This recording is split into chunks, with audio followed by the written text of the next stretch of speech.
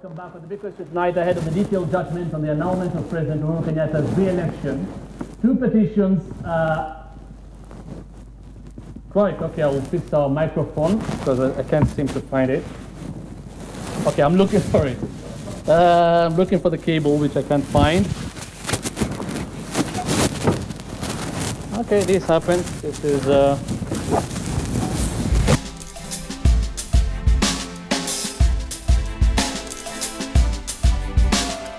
And now we're fine. I hope you can hear me. As I was saying, ahead of the detailed judgment on the annulment of President Uhuru Kenyatta's re-election, two petitions that implicate two of the Supreme Court judges have been filed amid demonstrations against the highest court of the land.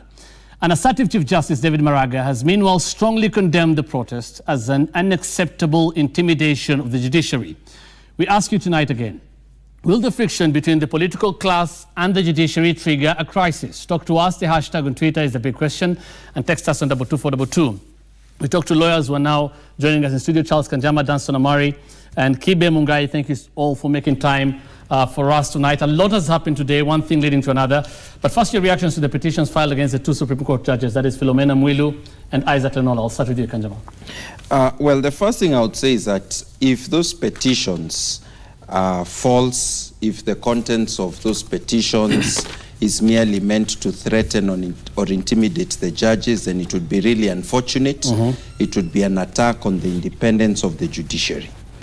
If there is any truth whatsoever in those petitions, it would also be very unfortunate because it would mean that the judiciary is not as accountable as it is expected to be by Kenyans. So what I would say is that the filing of those petitions, regardless of the outcome, is a very unfortunate sign, because whether the petitions have any truth or truth in them or not, it would mean that either the independence or the accountability of the judiciary has been brought into question. And Hussein, let me say this, Article 172 of the Constitution prevails upon the Judicial Service Commission to defend both the independence and the accountability of the judiciary. So you have these two values, constitutional values, which balance each other, which watch each other. The independence is for the sake of accountability. The accountability is secured by independence. One way or the other, those petitions with the eventual outcome will demonstrate either a loss of accountability or independence. My hope is that the contents or the allegations in those petitions are not correct for obvious reasons. Okay. Kiwi? Yeah, it's a day that one has had two shocks at the same time.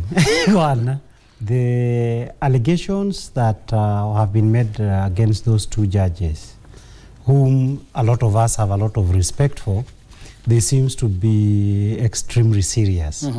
And that is if it turns out that it is true.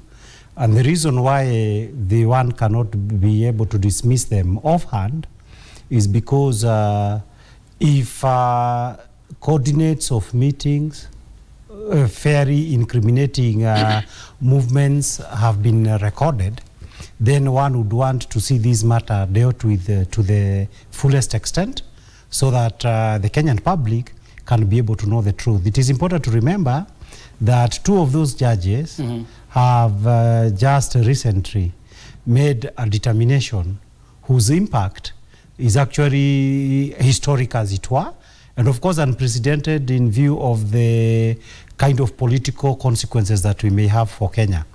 And therefore, if the allegations made are true, then it would mean that the majority that invalidated the elections was secured through fraudulent means and through a conspiracy to defeat the cause of justice. Okay. The second shock about this that I've had is the fact that the reaction of the Chief Justice, the Judicial Service Commission... I'll come to that. Yes. I'll come to that. But Charles has said it's either, according to Charles, a threat to the independence of the judiciary or there's a problem in that Supreme Court and we should look at the outcome. Do you think, which one do you think it is? I mean, we'll see what it could go either way, because I think all of us as lawyers, we should not predetermine these issues. Okay. But of course, if it is true, If of course, now it can be an attack on the judiciary. It's possible if those facts are false. But if they are not false, then it means that there is a serious problems in the judiciary. Okay. That would have to be addressed one way or the other. Before Danson comes in, Charles, you can also feel free to comment about this. I mean, we have allegations in the petition, and we have seen on social media people talking about it today, and that the allegations seem to be grounded on information that is not easily available to Kenyans. What does this suggest to you?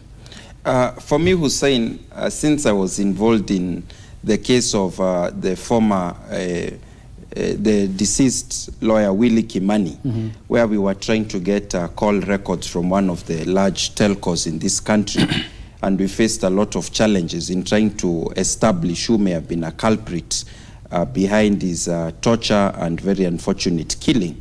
What I can tell is that it is not any ordinary citizen who can get access to the call records of another person.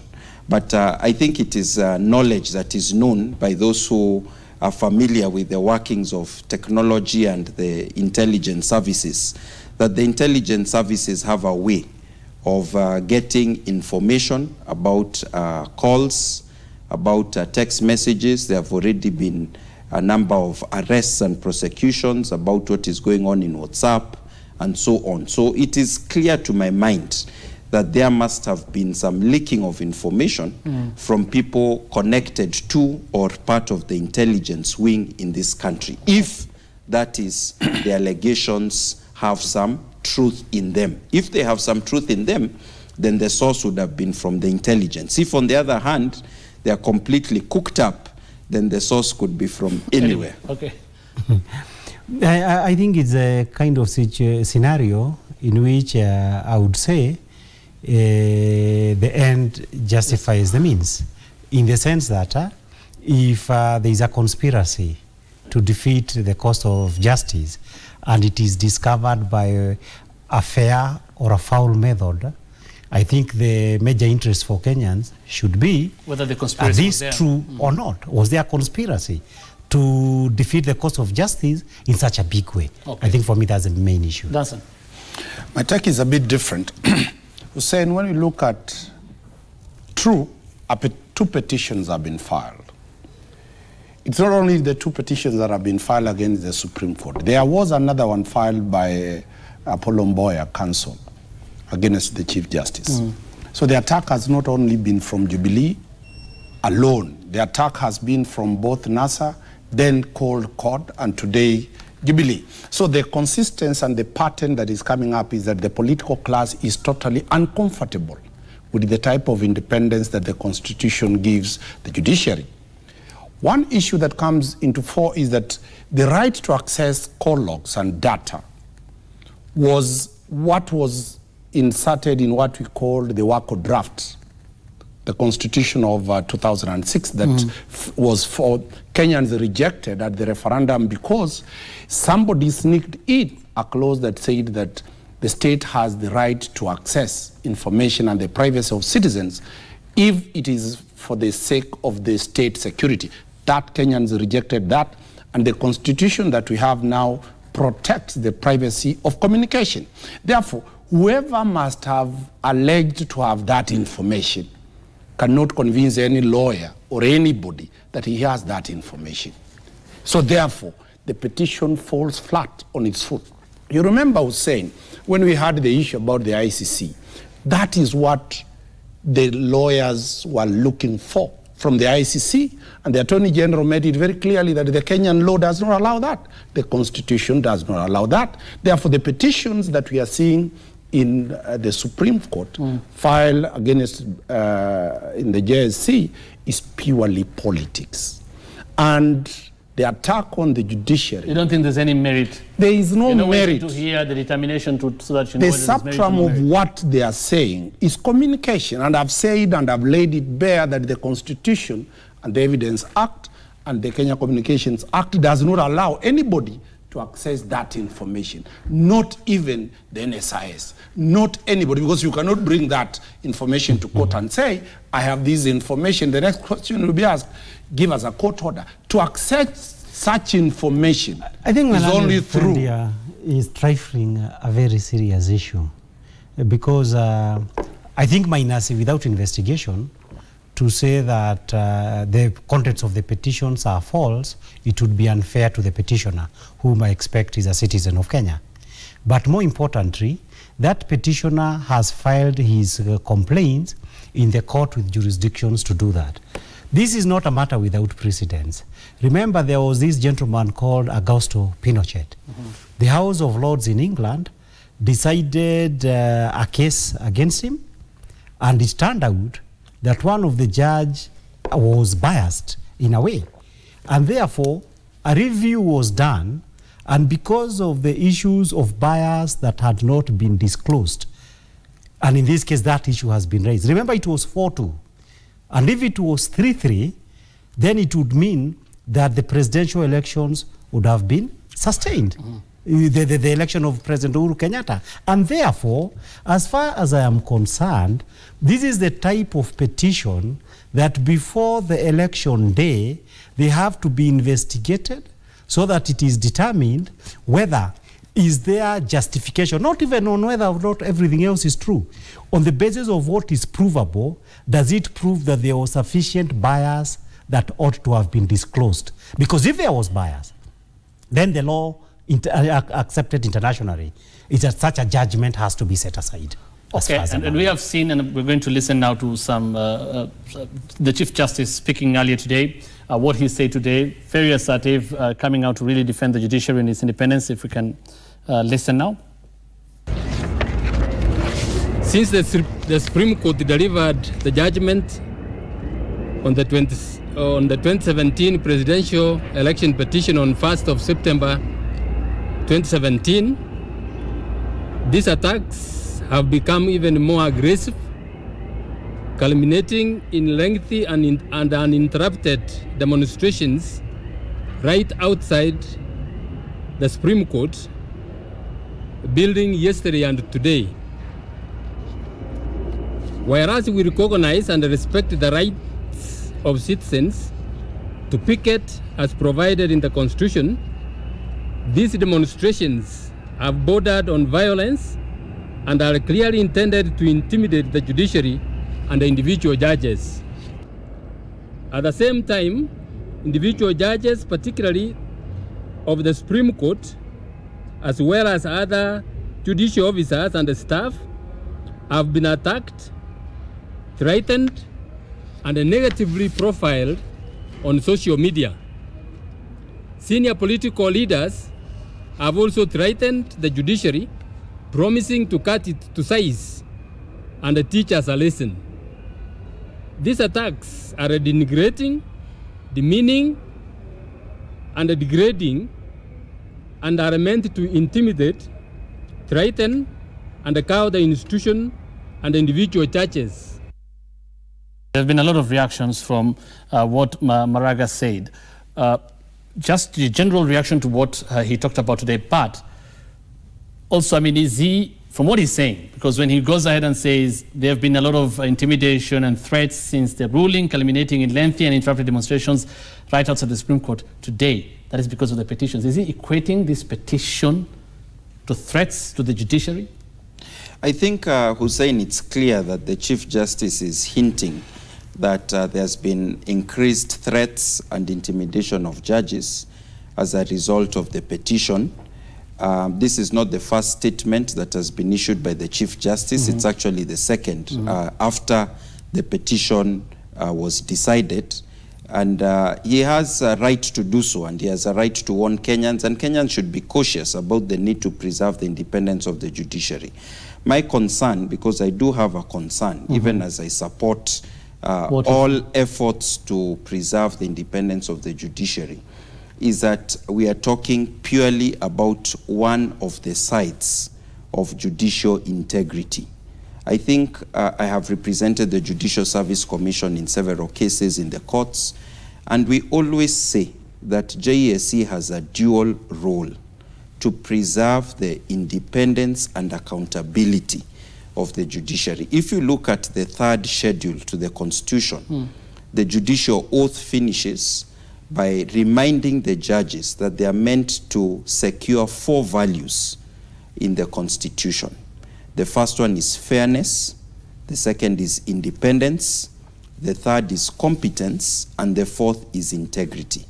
My concern is that it seems that there is a push not only to immunize the judiciary against threats, which is very proper, but also to immunize the judiciary against criticism, which would be improper. So what I feel is that you have two sides to this political debate that is going on, and almost crisis that you're beginning to face.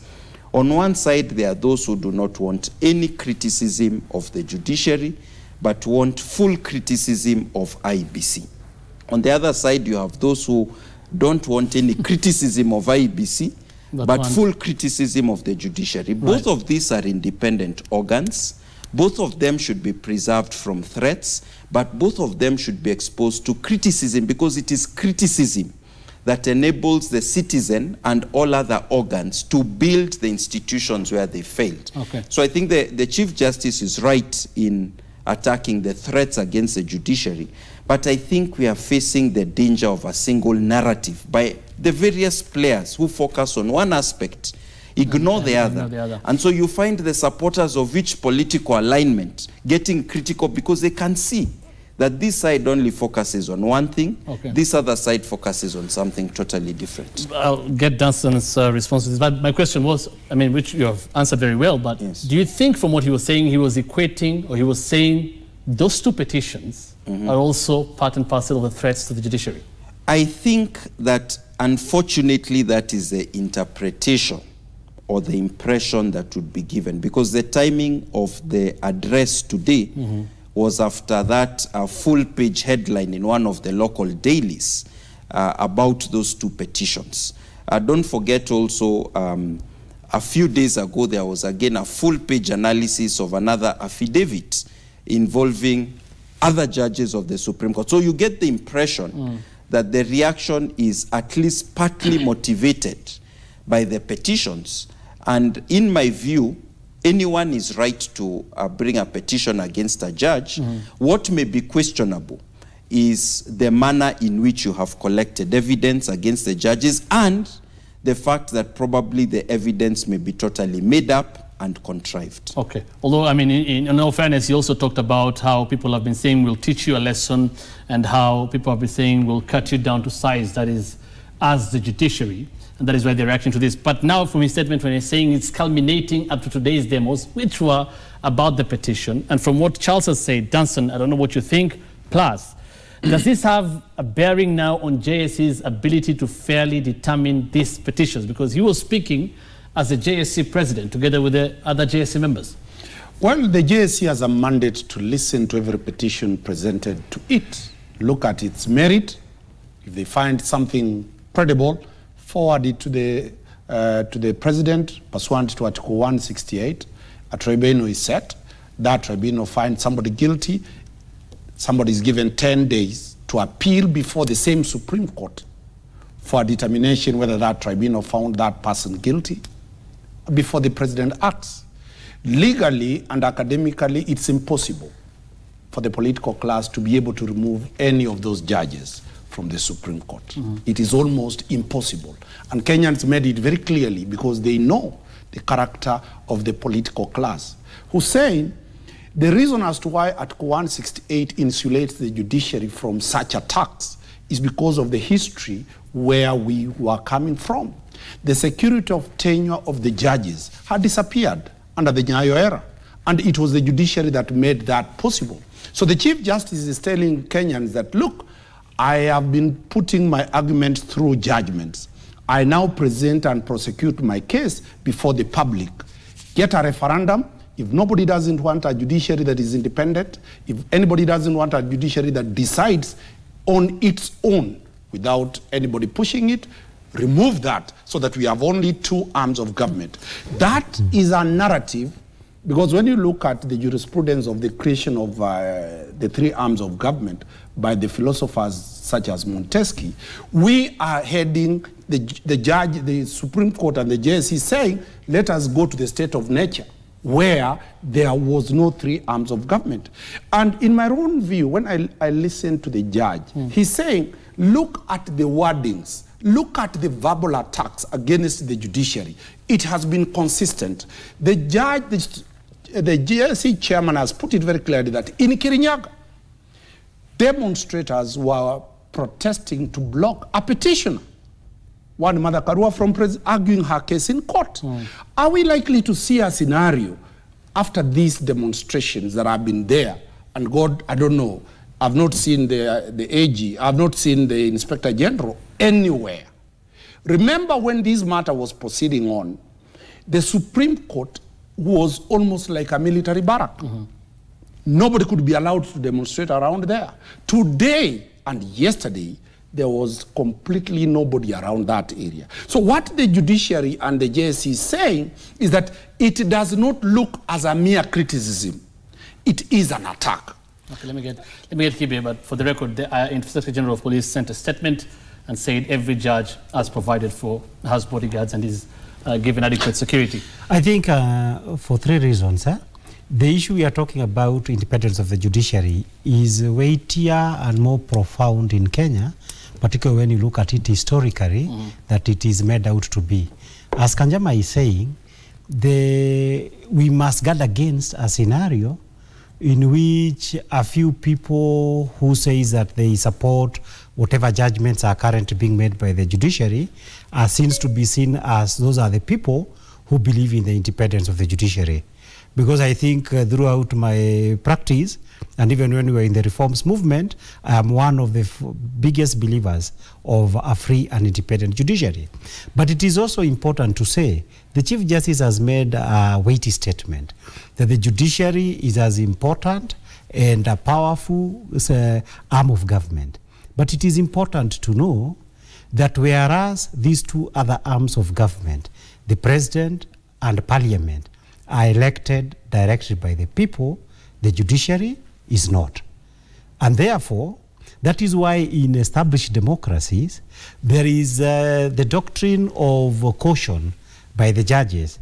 Aware of the fact that you do not receive a mandate, you avoid as much as possible open political confrontations with the other arms of government. And because the judiciary, and because of the kind of powers that are vested in it by law, is one of the institutions that in some countries is susceptible to capture. In Pakistan, in Turkey, and in Egypt. The reason why the armies in those countries, the armed forces, have been able to be running the government of those countries, it is because of the fact that they are in full partnership with their judiciaries. In Pakistan, the other day, they were removing the prime minister. In Egypt, it has been the same way for a very long time. And therefore, the danger of the fact that political forces can easily capture the judiciary to serve political causes is a real one. And it needs to be addressed in a fair manner, not that when a petition comes, that probably is raising legitimate issue, you are dismissing it so that the question arises, since at some stage the Constitution requires this petitioner be heard in a fair and impartial manner, are you going to be able to hear it fairly when on the first day that it landed on your desk, you appeared to dismiss it? That's a real concern, and that should not be trifled with in the manner that it appears to be done. And some still question that petition and the timing. First, the same petitioner wants the Supreme Court to review the decision that nullified the results. But then this is coming, and this is why some are questioning about the time. This is coming just hours before the detailed judgment is given or is read by the Supreme Court tomorrow. This was a detailed judgment that was possibly to trigger key issues or key changes. IBC, for example, Chebukati said, I'm waiting for that detailed judgment. Safran, this French firm, said, we're waiting for that detailed judgment. Jubilee, when asked by NASA to let IBC commissioners go, Jubilee said we're waiting for this detailed judgment. And so even the Deputy Director of Public Prosecution said we're waiting for this detailed judgment. Now we are seeing a petition that could cloud the whole judgment or the whole detailed judgment, because they're now saying actually review, the same petitioner saying review the whole judgment. So that does the timing raise concerns to you, Charles? I think, Hussein, there's both a political and a legal answer to your question. And I'll start with the easy one, which is the political. We know that both political alignments are seeking to gain some political boost from the events of the next few days. We do know that NASA would hope to ride on the wave of the detailed judgment to win more support, more enthusiasm among their supporters, and a sense that, well, the victory was stolen from us, we had the numbers, come and vote for us.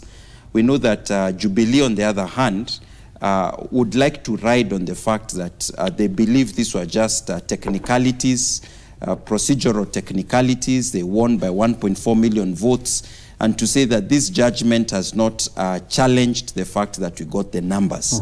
So because each side wants to take political capital from the events of the current few days, including tomorrow, you are finding political posturing and positioning. And some of the people who are going to court are clearly proxies or supporters of one or the other political alignment, even if they may be acting independently.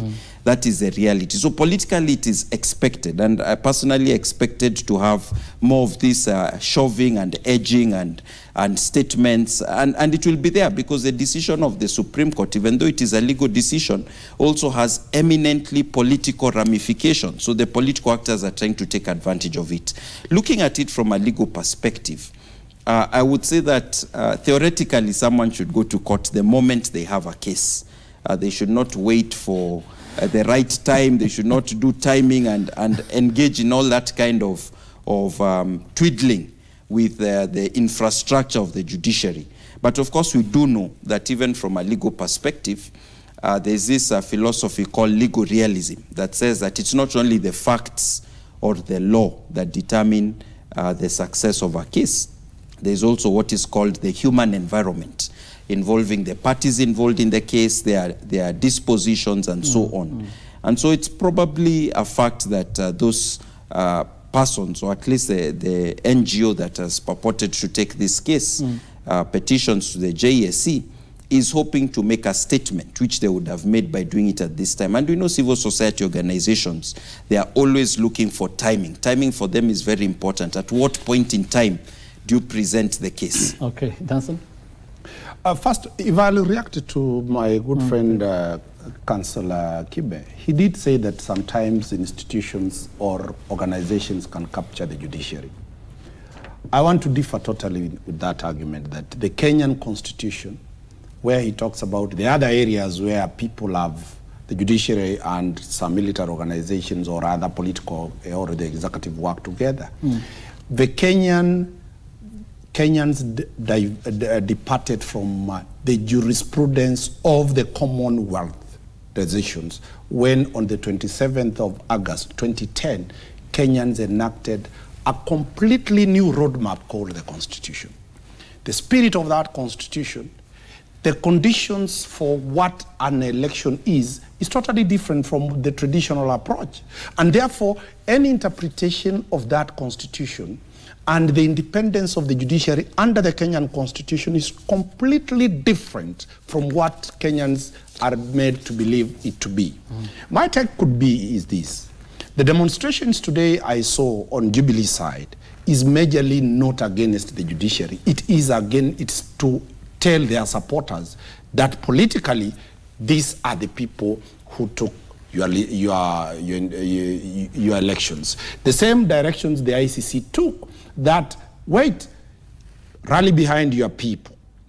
NASA is equally waiting to use the judgment for tomorrow to rally their people. The questions that is politically looking at is the consequences of the demonstrations and the attack on the judiciary on perceived areas of the 4 judges that are under scrutiny. How will it react? What will be the effect politically on? There was a lot of, I presume, authority to be drawn from this detailed judgment. Yes. Does this petition, or do these petitions, or what has been happening today, even the call for the review of the judgment by the Supreme Court, does it in any way take away that authority now to effect changes in IBC or the way forward for the fresh election? Hussein, the election of President Uhuru Kenyatta was nullified on two grounds. One, irregularities and illegalities. The judges must explain to us what were those irregularities and who did them. The judges must also tell us who did illegalities and how were those illegalities committed. The third aspect of that judgment that is going to come is that the court is going to declare definitely either some sections of the Elections Act to be unconstitutional. Then it might also prescribe the roadmap on how the elections of 17th October, if it will be there, how it will be conducted. So when you look at that, both parties are scared because we do not know the roadmap that is going to be. In my own view, the elections of 2017 will be conducted not pursuant to the Elections Act that we have, but pursuant to the judgment that will come. Let me say something before Kibe. I think Kenyans are expecting too much of the judgment that will be issued tomorrow. Under the Constitution, the judges had 14 days to hear the petition and give their decision. They already gave the verdict. They can't expand on it. They already gave the orders. They cannot declare a provision of the Constitution unconstitutional because that would be supplementing the decision they gave. The only thing the judges are expected to do is to give the reasoning behind the orders that they made. They can't issue fresh orders. They cannot, for example, come and say, please investigate or prosecute so and so, because that should have been an order that was issued on 1st of September. So what they will do is that in the process of coming up to their reasons for these orders that they give, they may hint at something else, but it will not be in the form of an additional order. So what you would expect is that even their judgment, when it is delivered tomorrow, will not clear the ambiguities that Kenyans largely expect will be cleared, because if they did so, they would actually be violating the very same constitution that they are defending. Okay. Three things.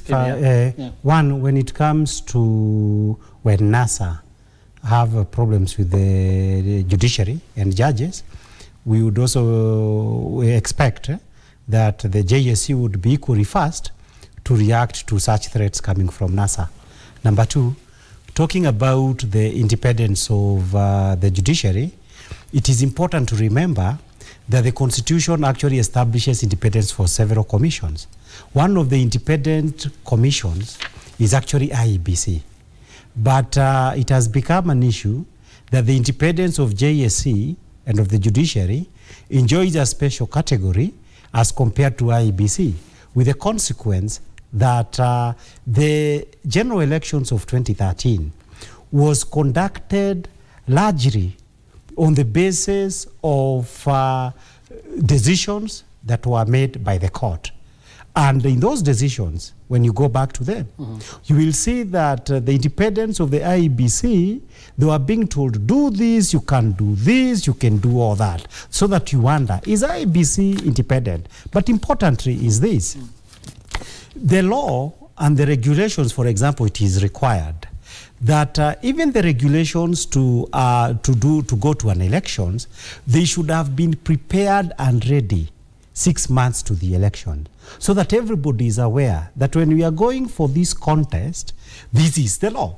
But you saw the key decisions, for example, the Maina Kiai judgment and many other judgments were made within the 6 months, so that even when IEBC was actually doing the elections, it was actually trying to do the elections not in accordance with the written laws of Kenya, but in accordance with what the courts have said. So my big question is this. Going forward, courts will have to decide what is the legitimate role of the courts, particularly in matters that, on the face of it, the people and the political process is supposed to take precedence. That's a question that would have to be answered. Right, and that is Kibe Mungai's big question. Our big question tonight was, will the friction between the political class and the judiciary trigger a crisis? Thank you so much, Charles Kanjama, Kibe Mungai, and Danson Omari, all lawyers. Keep talking to us. The hashtag is a big question on Twitter. Text us on 22422. We're back after this break.